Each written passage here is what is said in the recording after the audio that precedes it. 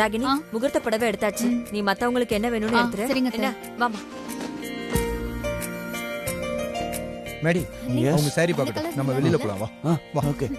எல்லாம் நல்லா இருக்கு.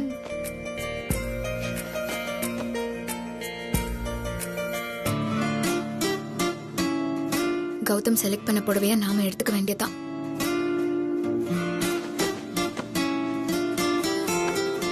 அம்மா, இந்த புடவைய நான் எடுத்துக்கிறேன். என்ன பேசுற நீ? கௌதம் செலக்ட் பண்ண சாரி ஸ்ருதிக்கு தான் சேரும். அந்த புடவை கூட இப்படி. என்ன என்னம்மா இவங்க? புடவைக்காகலாம் வருத்தப்படாத பூமிகா. ஸ்ருதிக்கு கௌதம் எடுத்து கொடுத்த புடவை. ஆனா கௌதமே உனக்கு தான், சரியா? சரி வா, புடவை பாப்போம்.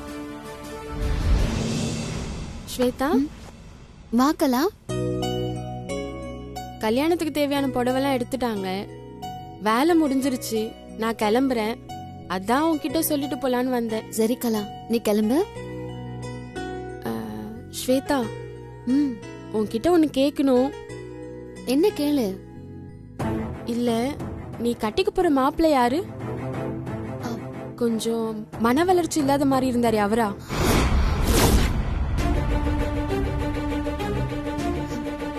ஏன் அப்படி கேக்குற? நீங்க ஜவுளி கடைக்கு துணி எடுக்க வந்தீங்கல்ல? ஆமா. அப்ப அவர்தான் என்கிட்ட சொன்னாரு.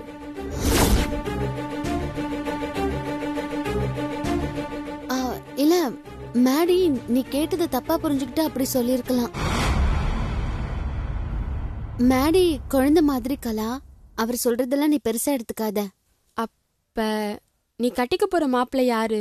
எனக்கு அவரை காட்டுறியா? வா காட்டுறேன்.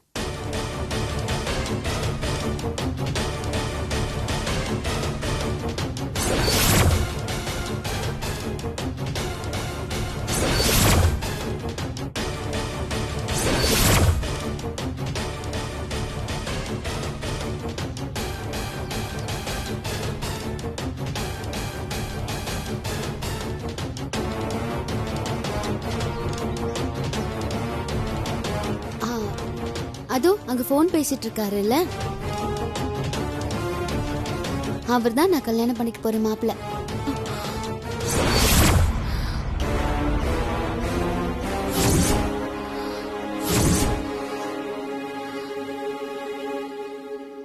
ஓ, இவரா மாப்பிள்ள? சூப்பரா இருக்காரு ஸ்வேதா. அப்ப நான் வரேன். மறக்காம கல்யாணத்துக்கு வந்துடுறேன் ஸ்வேதா.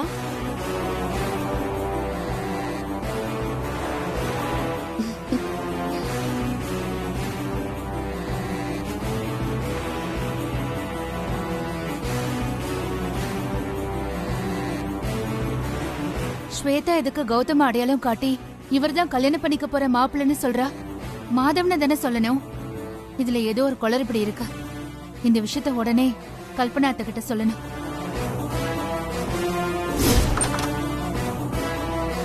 அத்தை, ஒரு நிமிஷம் வாங்க.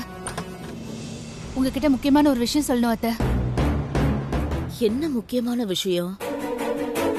என்ன சொல்லு. அத்தை, நமக்கு ஜவுளி கடையில இருந்து புடவை கொண்டு வந்து காட்டினாங்கல்ல 3 பொண்ணுங்க. ஆமா, ஸ்வேதாவோட ஃப்ரெண்ட்ஸ். ஸ்வேதாவோட ஃப்ரெண்ட்ஸ். அவங்க ஸ்வேதா கிட்ட மாப்பிள்ளை யாருன்னு கேட்டதுக்கு ஸ்வேதா மாதவன அடையாளம் காட்டாம கௌதம் அடையாளம் காட்டி இவர்தான் நான் கல்யாணம் பண்ணிக்க போற மாப்பிள்ளைன்னு சொல்லிட்டா அத்தை. அச்சச்சோ, சகுனி போட்டு கொடுத்துருச்சே. ஐயோ, என்ன ராகினி சொல்ற? ஸ்வேதா எதுக்கு கௌதம காட்டி மாப்பிள்ளன்னு சொன்னா? நல்லா தெரிஞ்சுதான் சொல்றியா? அத்தை, அடுத்தவங்க சொல்றத நம்பி அத உங்ககிட்ட சொல்ற ஆளா நானு? ஸ்வேதா கௌதம தான் கல்யாணம் பண்ணிக்க போறேன்னு சொன்னத நானே என் கண்ணால பார்த்தேன், காதால கேட்டேன் அத்தை. ஆஹா, அடுத்த பிரச்சனை ஸ்டார்ட் ஆயிடுச்சே. ஸ்வேதா ஏன் அப்படி சொன்னா? அதுதான் அத்தை எனக்கும் தெரியல. என்னமோ சம்திங் ராங் மாதிரி தெரியுது. நீங்க உடனே கூப்பிட்டு விசாரிங்க அத்தை. அப்பதான் உண்மை என்னன்னு நமக்கு தெரியும். சரி, நான் பாத்துக்கிறேன். நீ போ. ம், சரிங்க அத்தை. ராகினி, அத்தை. இந்த விஷயம் உன்னை என்னை தவிர வேற யாருக்கும் தெரிய வேணாம். நான் சொன்னது புரிஞ்சுதா? இந்த விஷயத்தை எப்படி சமாளிக்க போறோம்னு தெரியலையே. சரி, அத்தை கிட்ட ஐடியா கேப்போம்.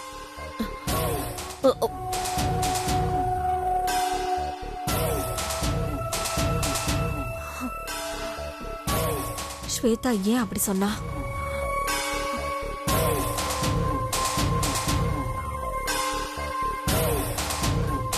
சரி, நம்மளே அவகிட்ட கேட்டுருவோம்.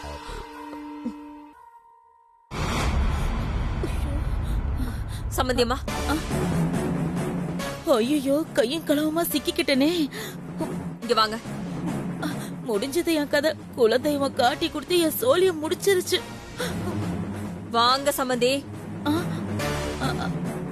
என்ன குரலையே இவ்ளோ கோவம் இருக்கு? ஆள்மாறாட்டம் பண்ணதுக்கு அடி வெளுக்க போறாங்களோ? சரி, ஏதாவது ஒண்ணு சொல்லி சமாளிப்போம்.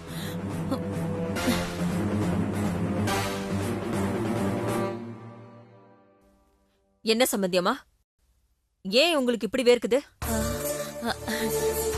அது வெயில் காலம்ல, அதான் வேர்க்குது. நான் உங்ககிட்ட ஒரு முக்கியமான விஷயம் கேட்கணும்.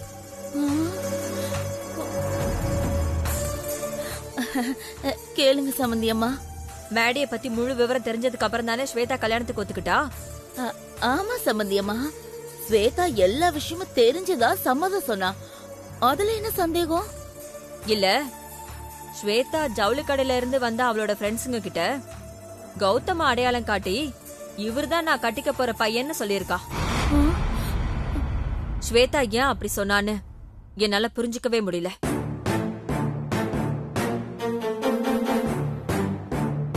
நீங்க இருங்க, ஸ்வேதா கிட்ட போய் நானே இத பத்தி என்னன்னு கேக்குறேன்.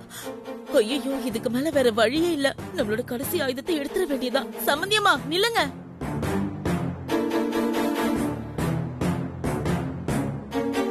என்ன சம்பந்தி, அது என்ன மன்னிச்சிருங்க சம்பந்தி. நீங்க எதுக்கு சம்பந்தி என்கிட்ட மன்னிப்பு கேட்கணும்? அது ஸ்வேதா கௌதம மாப்பிள்ளன்னு சொன்னதுக்கு நான் தான் சம்பந்தியம்மா காரணம். என்ன சொல்றீங்க? எனக்கு ஒண்ணும் புரியல. எனக்கும் தான் ஒன்னும் புரியல. இருங்க, ஆர்டரா ஏதாவது யோசிச்சு சொல்றேன். சொல்லுங்க சம்பந்தி. அது சம்பந்தியம்மா, அன்னைக்கு நாம எல்லாம் ஜவுளி கடைக்கு துணி எடுக்க போயிருந்தோம்ல. ஆமா. அந்த கடையில வேலை பாக்குற ஆளுங்க எல்லாம் மாதவனை பார்த்து அவங்களுக்குள்ள ரொம்ப கிண்டல் பண்ணிருக்காங்க. அந்த விஷயம் ஸ்வேதாவுக்கு தெரிஞ்சு அவ ரொம்ப வருத்தப்பட்டு என்கிட்ட சொல்லி அழுதா.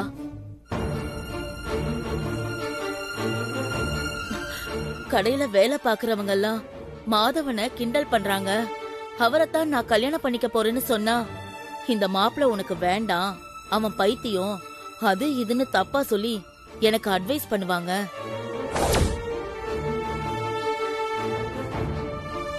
இப்படி மாதவனை அடுத்தவங்க தப்பா சொல்றது எனக்கு பிடிக்கல. என்ன பண்றதுமான்னு என்கிட்ட கேட்டா. கட்டிக்க போறவரை பத்தி ஊர்ல இருக்கிறவங்க எல்லாம் பைத்தியம்னு சொன்னா அதை எந்த பொண்ணாலதான் தாங்கிக்க முடியும்? அதனாலதான் நான் உன் ஃப்ரெண்ட்ஸ் யாராவது மாப்பிள்ளை யாருன்னு கேட்டா நீ கௌதம்னு சொல்லி மழுப்பி அவங்கள அனுப்பிடுன்னு சொன்னேன்.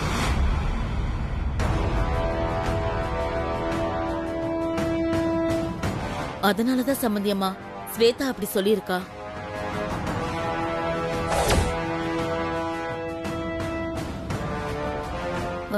என்ன சம்பந்தியம்மா யோசிக்கிறீங்க? இல்ல, நீங்க சொன்னதுல நான் சொன்னது அத்தனையும் உண்மை சம்பந்தியம்மா. என்ன நம்புங்க. உங்க மேல இல்ல ஏன் மேல சத்தியம். எதுக்கு சத்தியெல்லாம் பண்ணிட்டு இருக்கீங்க? நீங்க சொல்றத நான் நம்புறேன். அப்பாடா. இருந்தாலும் மாப்பிள்ளைய மாத்தி காட்டுறது தப்புதானே? தப்புதான் சம்பந்தியம்மா, நான் பண்ணது பெரிய தப்புதான். அத நானே ஒத்துக்கிறேன். ஏதோ ஒரு வேகத்துல பண்ணிட்ட சம்பந்தியம்மா. அதுக்கு நீங்க என்ன தண்டனை வேணும்னாலும் எனக்கு கொடுங்க. ஆனா ஸ்வேதா கிட்ட மட்டும் தயவு செஞ்சு இத பத்தி கேட்றாதீங்க. அவ பாவம் தாங்க மாட்டா. சரி, நான் ஸ்வேதா கிட்ட எதுவும் கேட்கல. ஆனா இனிமே நீங்க இந்த மாதிரி பண்ணாதீங்க. உண்மை எதுவோ அதை அப்படியே சொல்லிடுங்க. ஏன்னா கல்யாணத்துக்கு அப்புறம் எப்படியும் எல்லாருக்கும் உண்மை தெரிஞ்சுதானே ஆகும். அது மட்டும் இல்லாம எந்த பொய்ய சொல்லியும் ஏன் பையனுக்கு கல்யாணம் நடக்கக்கூடாதுன்னு நினைக்கிற ஆளு நானு.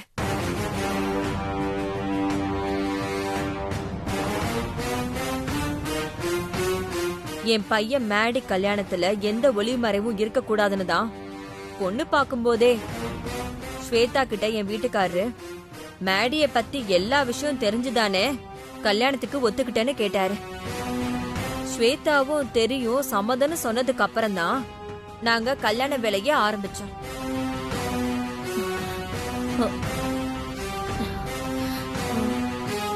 இனிமே இப்படி எல்லாம் பண்ணாதீங்க. சரிங்க சம்பந்தி. நீங்க ஸ்வேதாவோட ஃப்ரெண்ட்ஸ் எல்லாம் கல்யாணத்துக்கு கூப்பிட்டு நான் சொல்லிதான் ஸ்வேதா உங்ககிட்ட மாப்பிளைய மாத்தி காட்டிட்டான்னு சொல்லிடுங்க. என்ன சரியா? சரிங்க சம்பந்தி அம்மா. அப்பப்பா, எவ்வளவு நேரம் அட்வைஸ் பண்றாங்க இந்த அம்மா. இன்னும் கொஞ்ச நேரம் பேசி இருந்தாங்க என் காதுல இருந்து ரத்தமே வந்திருக்கும். டெய்லி கத்தி மேல நிக்கிற மாதிரியே இருக்கே என் வாழ்க்கை. ஸ்வேதா கல்யாணம் எப்ப முடியறது, பூமிகா கல்யாணம் எப்ப நடக்கிறது, அது வரைக்கும் ஒரே சிக்கல் தான்.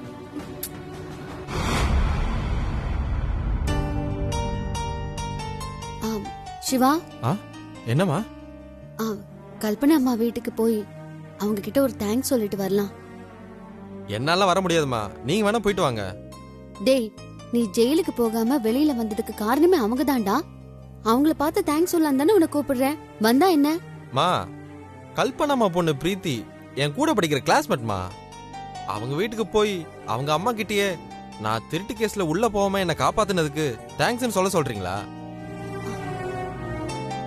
அசிங்கமா இருக்குமா? ஏற்கனவே போலீஸ் என்ன அரெஸ்ட் பண்ண விஷயம் என் காலேஜ் முழுக்க தெரிஞ்சு நான் அசிங்கப்பட்டது போதுமா. அதனால நான் பிரீத்தி வீட்டுக்கு போய் அசிங்கப்பட விரும்பலமா. நீ ஏண்டா அப்படி நினைக்கிற? நீயா பைக் திருடுன? போலீஸ் உன்னை தெரியாம தானே ஸ்டேஷனுக்கு கூட்டிட்டு போனாங்க. அந்த விஷயம் உனக்கு எனக்கு மட்டும்தாம்மா தெரியும். போலீஸே முதல்ல என்ன திருடன் தானே சொன்னாங்க. போலீஸ் மாதிரிதான் மத்தவங்களும் என்ன நினைப்பாங்க. வெளியே போவே எனக்கு அவமானமா இருக்குமா. என்னால எங்கேயும் வர முடியாது. சிவா, சிவா, பாத்தியம்மா சிவா பேசிட்டு போறத? இவன் ஏன் இப்படி பண்றானோ எனக்கு தெரியல. விடு ரசாத்தி, சிவா பத்தி நமக்கு தெரிஞ்சது தானே. அவன் என்னைக்கு நேத்து அப்படி பேசுறான், விடு. இல்லம்மா, நமக்கு உதவி பண்ணவங்களுக்கு நேர்ல போய் நன்றி சொல்லாட்டி அவங்க பண்ண உதவிய நாம அவமதிச்சுதான் ஆயிடாதா? இது புரியுதா பாரு அவனுக்கு.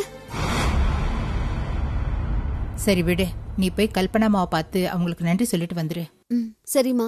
அம்மா, பிரேமி மேடம் சொன்னாங்க மாதவனை கல்யாணம் பண்ணிக்க போற பொண்ணு அவங்க குடும்பம் எல்லாருமே கல்பனம்மா வீட்ல தான் இருக்காங்களாம். ஐயோ, எந்த விஷயம் தெரியக்கூடாதோ அந்த விஷயம் இப்ப ராசாத்திக்கு தெரிஞ்சிடுச்சே. எல்லாம் அந்த குண்டச்சி பிரேமியால வந்தது. என்ன பண்றது இப்போ?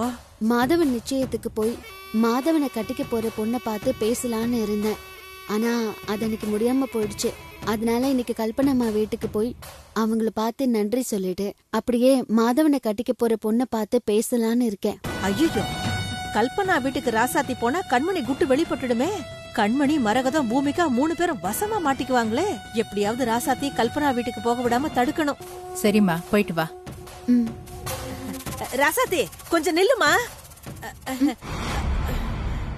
என்னம்மா? இல்ல, அது வந்து ஏய், வெளியில போற பொண்ணை கூப்பிட்டு தடுக்கிற மாதிரி பேசிட்டு இருக்க. உனக்கு அறிவே இல்லையா?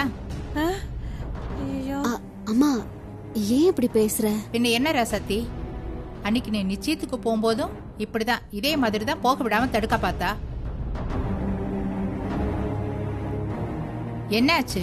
அன்னைக்கு நீ நிச்சயத்துக்கும் போக முடியல, அப்ப சிவாவையும் போலீஸ் பிடிச்சிட்டு போயிடுச்சுல்ல. இப்ப நீ ஒரு முக்கியமான விஷயத்துக்கு போற, அதையும் தடுத்துட்டு இருக்கா. நீ கிளம்பி போயிட்டு வர ராசாத்தி. சரிம்மா, நான் போயிட்டு வரேன். போயிட்டு வா. ஏய் ஐயோ என்ன பிரச்சனை உனக்கு? ஒன்னும் இல்ல. பேசாம இருக்கணும் என்ன? ஐயோ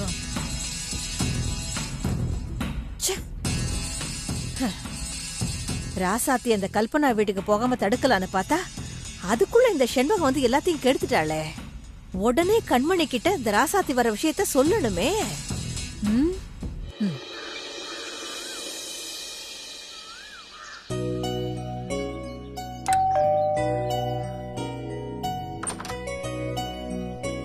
ஆ வாங்க ஜோசியரே, வாங்க உள்ள வாங்க. போலாமா? வாங்க உட்காருங்க. நல்லது. சொல்லுங்க ஜோசியரே, என்ன திடீர்னு வந்திருக்கீங்க? அம்மா, நம்ம நாடி ஜோதிடர் ஏடு எடுத்து பார்த்து சொல்றதுல அவர் அடிச்சுக்க ஆளே கிடையாதுமா. அப்படியா? ஆமாம்மா, உங்க மருமகளுக்கு ரேகை வச்சு ஜாதகம் எழுத ஏடு எடுத்து பார்க்க முயற்சி பண்ணோம்ல. ஆமா.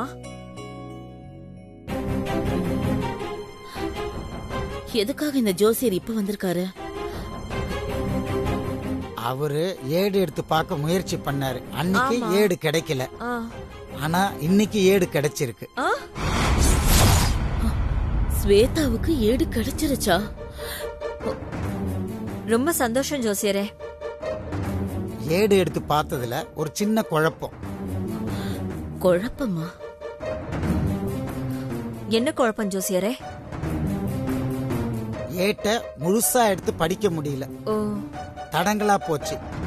ஆனா ஏட்டு எடுத்து பார்த்ததுல ஒரு தகவல் மட்டும் தெளிவா கிடைச்சது. என்ன தகவல்? உங்க மருமகளா வரப்போற ஸ்வேதாவுடைய அம்மா அப்பா இன்னும் உயிரோட தான் இருக்காங்க.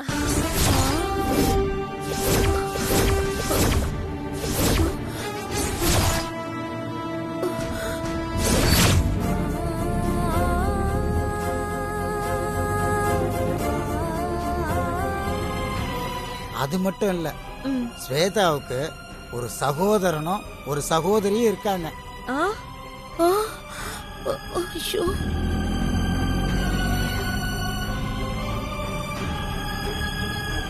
என்ன இந்த ஜோசியர் நேர்ல பார்த்த மாதிரி எல்லாத்தையும் புட்டு புட்டு வைக்கிறான்? ஐயோ. ரொம்ப சந்தோஷம் ஜோசியரே. ஆ,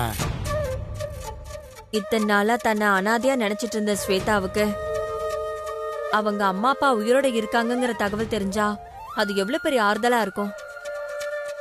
அதை விட பெரிய ஆறுதல் ஒண்ணு சொல்லட்டுமா? ஆ. தாயும் மகளும் சீக்கிரமே ஒண்ணு சேர போறாங்க.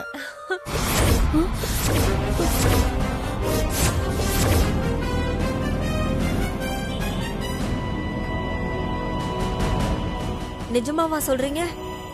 ஆமா, அப்படிதான் ஓலை சொல்லுதான். ஐயோ, சுத்தம் மாட்டணும். ஆ, எப்ப ஜோசியரே என் மருமகளும் அவங்க அம்மா அப்பாவும் ஒண்ணு சேருவாங்க? அந்த விபரம் உள்ள ஓலை ஆ. இன்னும் அவருக்கு கிடைக்கலையாம். அப்பாடா, தப்பிச்சோம் சாமி. அப்பா. ஆனா ஒன்னு சொன்னாரு, ம். ஒரு வருஷத்துலயும் ஒண்ணு சேரலாம், ஆ. ஒரு மாசத்துலயும் ஒண்ணு சேரலாம், ஆ. ஏன் 5 நிமிஷத்துல கூட ஒண்ணு சேரலாம்னு சொன்னாரு.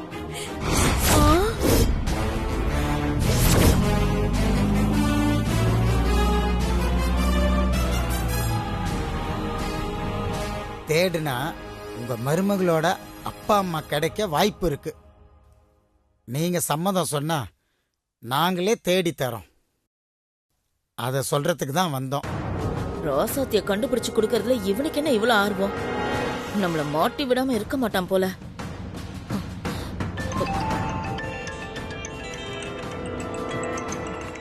இந்த நேரத்துல அம்மா ஏன் போன் பண்றா?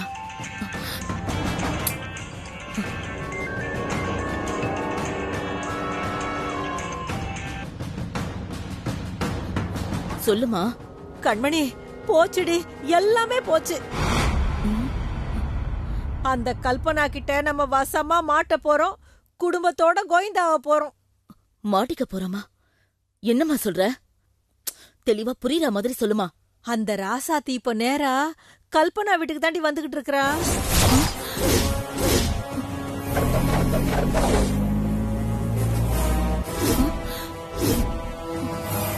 கல்பனா வீட்டுல இருக்கிறவங்க யாராவது ஒருத்தர் ராசாத்திய பார்த்தா போதும், அவ்வளவுதான்.